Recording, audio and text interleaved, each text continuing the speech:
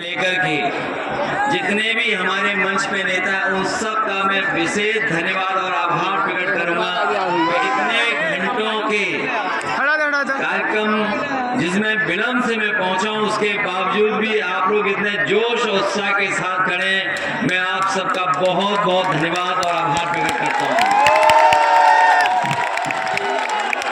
जब इतने घंटे से आप यहाँ पर हैं, भैया सांस्कृतिक प्रकोष्ठ भी है, पूरा मैदान, भैया सांस्कृतिक प्रकोष्ठ भी इधर है। पूरा मैदान जो मुझे दिखाई दे रहा है, कोई कार्यकर्ता नहीं हटा है। इसका मतलब ये है कि विरोधी लोग जान गए होंगे आज कि यहाँ से समाजवादी पार्टी की प्रत्याशी ज्योतिबेन जी ऐतिहासिक वोटों से जीत करके जा रही है।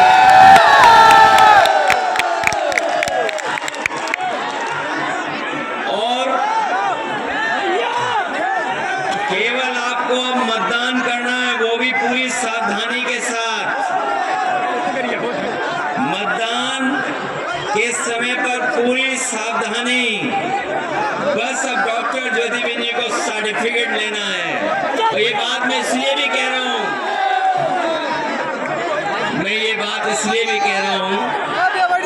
कि सरकार के 7 साल अभी दिल्ली की सरकार का हिसाब किताब नहीं जोड़ा है मैंने। उत्तर प्रदेश की सरकार बताओ कितने सालों से चल रही है, और उसके बावजूद भी पूरी सरकार लगी हुई है यहाँ पर। न केवल सरकार लगी हुई है, शासन भी लगा है। जब उन्हें पता लग गया कि जनता उनका साथ नहीं दे रही है, तो प्रशासन लगा तो उन्होंने अधिकारियों को आगे कर दिया, कर्मचारियों को आगे कर दिया। लेकिन अधिकारी और कर्मचारी मनी मन ये जानते भी हैं कि अब भारतीय जनता पार्टी बचने वाली नहीं है यहाँ पर। और तब वैसे तो कुछ चीजें बहुत लोकप्रिय हो जाती हैं, कभी कभी कारण नहीं पता लगता है कि क्यों लोकप्रिय हो रही है चीजें। लेकिन इधर आपकी विधानसभा की कुछ चीजें, कुछ घटना बड़ी लोकप्रिय हो गई। मुझे पता नहीं था कि यहाँ मटन युद्ध भी हुआ है। वैसे तरह तरह के युद्ध हम लोगों ने देखे हैं, ये इतिहास में दर्ज हो गया मटन युद्ध। ये जो मटन युद्ध हुआ है, ये जो खींचातानी मची है, ये तो आपको देखने को मिल गई। वरना दिल्ली और लखनऊ के इंजन पहले से ही टकरा रहे थे, टक्कर मार रहे थे। न केवल सरकार के इंजन टकरा रहे थे, बल्कि इनके नारे भी अब टकरा रहे हैं। नारों में भी एक दूसरे लोग टकरा रहे हैं। और जो हमारे मुख्यमंत्री जी हैं, वो समाजवादियों से डरे हुए हैं, और डरे न होते तो कभी एक संत की कोई ऐसी भाषा होती है। हमारे यहाँ और आपके यहाँ सब जगह परंपरा ये है कि जो ज्ञानी होता है, जो जानकार होता है, वो कम बोलता है और मौन रहता है। इसीलिए हमारे आपके यहाँ मौनी बाबा, मौनी परंपरा है। लेकिन हमारे मुख्यमंत्री जी को तो कुछ उल्टा पुल्टा ही समझ में आता है। क्या नारा दे रहे थे वो? कटेंगे तो कटेंगे।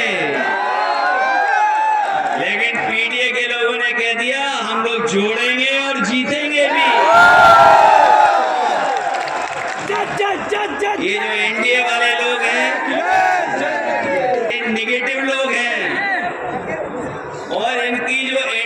शुरुआत होती वो नकारात्मक शुरुआत है। एंड मतलब नकारात्मक, और ये नकारात्मक केवल हमारे आपके लिए नहीं है, ये नकारात्मक लोग हैं हमारे दलित भाइयों के लिए, ये नकारात्मक लोग हैं हमारे पिछड़ों के लिए, ये नकारात्मक है आदिवासियों के लिए, ये नकारात्मक है हमारे अल्पसंख्यक भाइयों के लिए, और इनकी नकारात्मक सोच है हमारी आधी आबादी के लिए भी। ये एनडीए के लोग और खासकर भारतीय जनता पार्टी के लोग नकारात्मक लोग हैं। और सोचिए क्या फुल फॉर्म निकाला हमारे मुख्यमंत्री ने, पीडीए का फुल फॉर्म कुछ निकाला था किसी सभा में।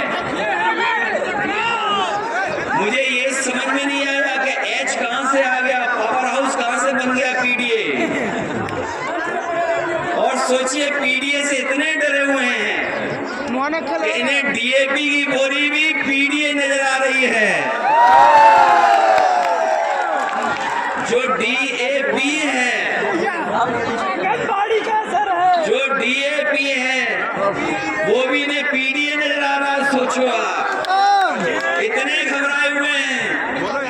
और अगर ये जनता का जो समर्थन जान जाएंगे वो देख लेंगे, अपने आप हिलते हुए नजर आएंगे। अब ये मुकाबला नहीं कर पाएंगे हमारा।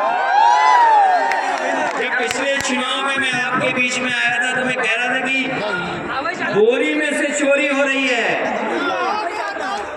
लेकिन हमारे किसान भाई जानते होंगे, गरीब जानते होंगे, कहीं डीएपी मिल रही हो किसानों को तो बताओ मुझे। जब किसान को जरूरत है अपने खेत की पैदावार को बढ़ाने के लिए, उस समय ये सरकार डीएपी उपलब्ध नहीं करा पा रही, खाद उपलब्ध नहीं करा पा रही, आय दोगुनी की बात की, धान की कीमत नहीं दिला पा रही, अगली फसल जो आएगी उसकी तैयारी नहीं की है सरकार ने कि खरीदेंगे किस कीमत। और क्या कहते हैं कि हम $1 ट्रिलियन इकोनॉमी बनाएंगे। हमारे मिर्जापुर के साथियों, ये 1 ट्रिलियन इसलिए अंग्रेजी में बोल रहे हैं जिसको आपको समझ में नहीं आए। भैया जीरो नहीं पता होगा। ये 1 ट्रिलियन कोई नहीं समझता कि 1 ट्रिलियन क्या है, इसीलिए वो कह रहे हम 1 ट्रिलियन की अर्थव्यवस्था बनाएंगे। और क्या कहते हैं कि कानून व्यवस्था के सवाल पर हम जीरो टॉलरेंस है, हमारी जीरो टॉलरेंस है।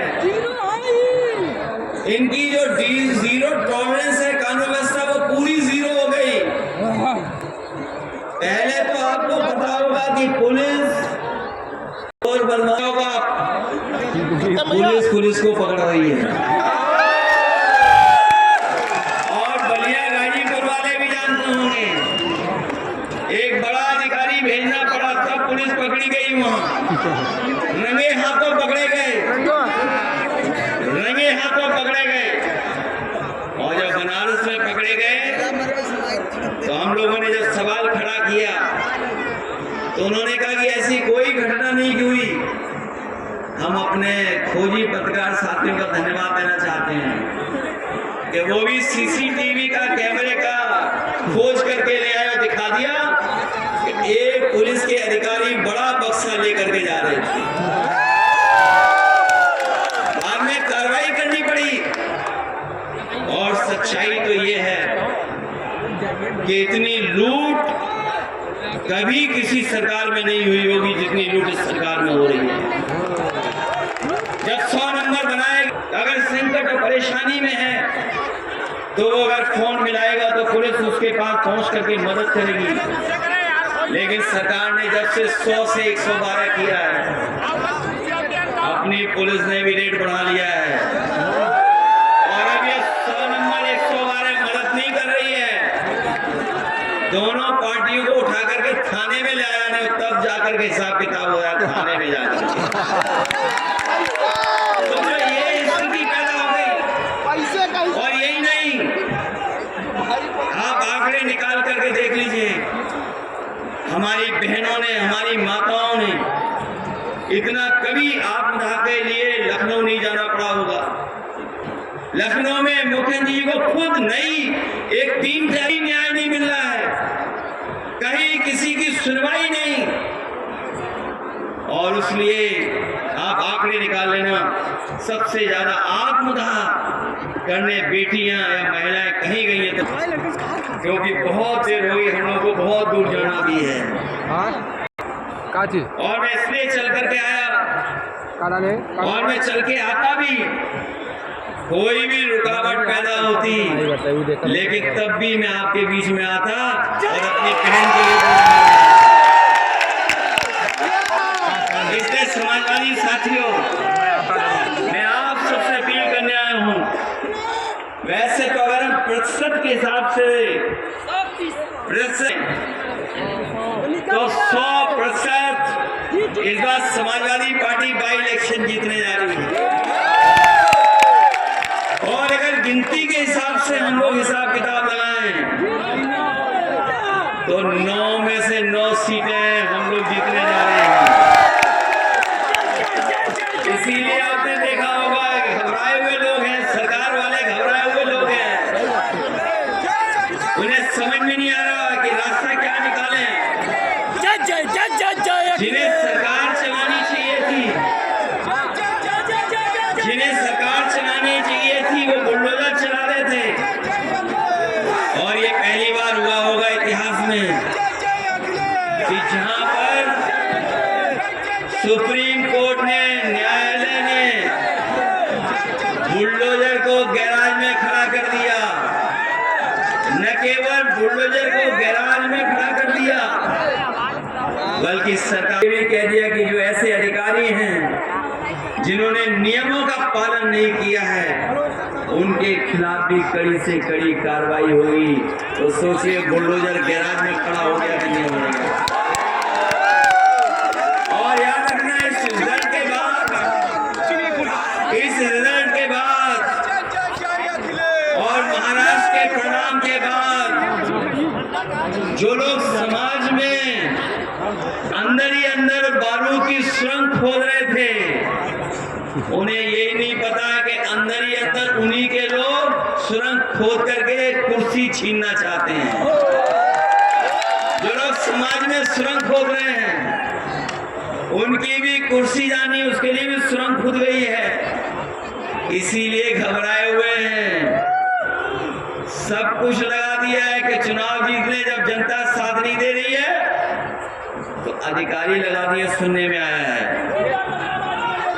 हम तो उन अधिकारियों से कहेंगे क्या रखा है आईपीएस और आईएएस में। अरे छोड़ो कुर्सी,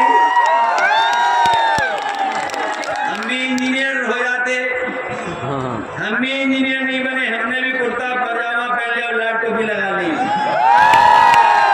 हम आपसे भी कहेंगे बड़ा शौक है वोट डालने का, वोट डलवाने का, रोकने का, तो कुर्ता पजामा सिलवा लो।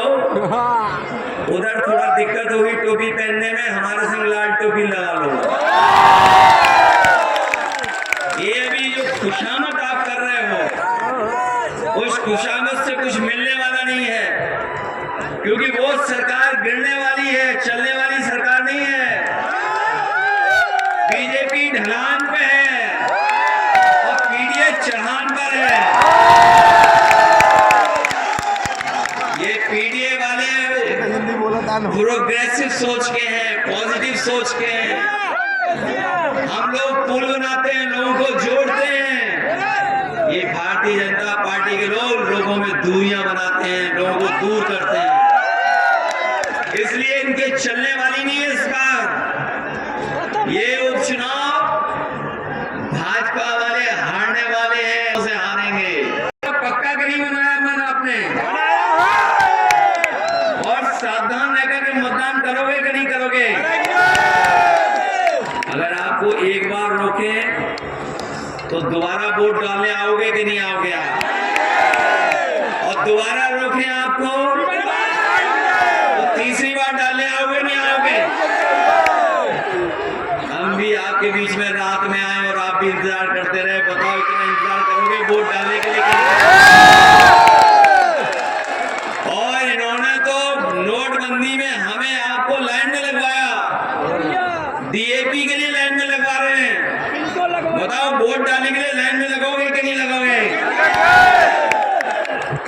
चुनाव में कुछ समय तो बचा नहीं है। उपचुनाव में कितना दिन है बताओ?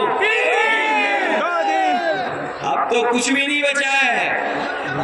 20 तारीख को मतदान होना है और याद कीजिए 13 तारीख को मतदान होना था।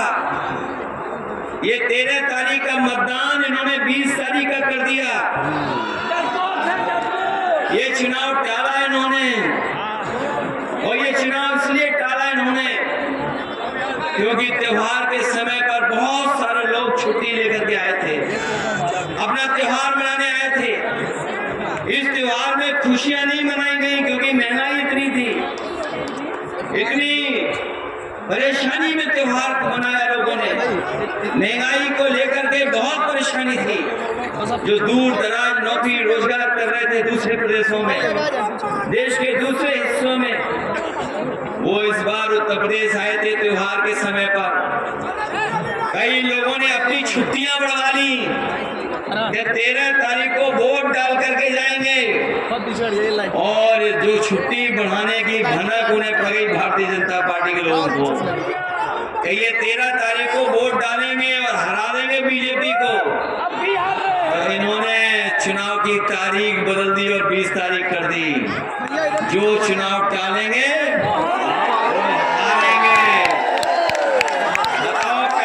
मैदान से वही भागता है जो कमजोर होता है। यहाँ तो पहलवान होंगे कुछ, हमें दिखाई दिए थे भी पहलवान। कौन मैदान छोड़ता है बताओ? जो हारने लगता है